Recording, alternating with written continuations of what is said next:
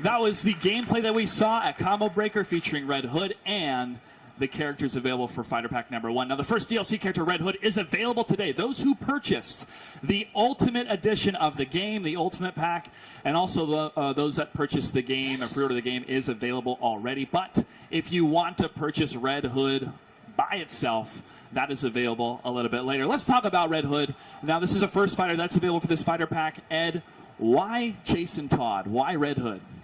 Because he is by far the most requested character that we've had as far as people. You know, we really actually, as much as we like to kind of tease people online. Yeah, this is not a Joker reskin. It's not a Joker. This is Jason Todd. We have gotten more feedback for Red Hood than any other DC character, so we knew that we had to open with him. And we saw the reaction when the world found out about Red Hood, and they went pretty crazy. They did. They did. It was awesome. Well, we got to see a little bit of gameplay so far, but Tyler, can you describe what makes Red Hood unique? What type of gameplay does he bring to the game? You know, it's the whole gun fu. It's being able to use his character power to use the butts of his electrified guns, but he can also control space really well with his mine and definitely some gunshots. But he's really fun to really get in there and just use that sort of new style of fighting, and people are really seeming to gravitate towards it. I had a guy last night tweeting me for every time he won with Red Hood.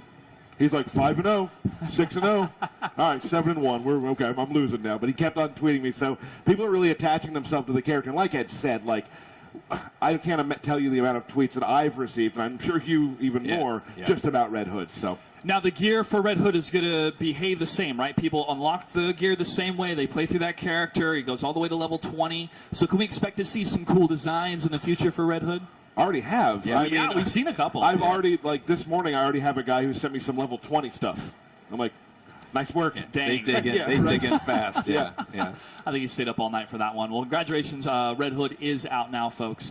When it comes to, you guys getting to pick and choose which characters you want to include in the game, obviously the community feedback and what the community wants is a big factor. But are there other things that you guys look at, like how does a character fit within the mythos of Injustice, or how the character would fit at least in a fighting game? I mean, what kind of goes into picking those type of characters to bring as DLC? A lot of it is just the discussions within the team. You know, some people really just start campaigning for a certain character they want to see in the game, and as well as just the different styles of gameplay. Like, at one point we were considering another character that had a sword, but we were like, oh, you know what?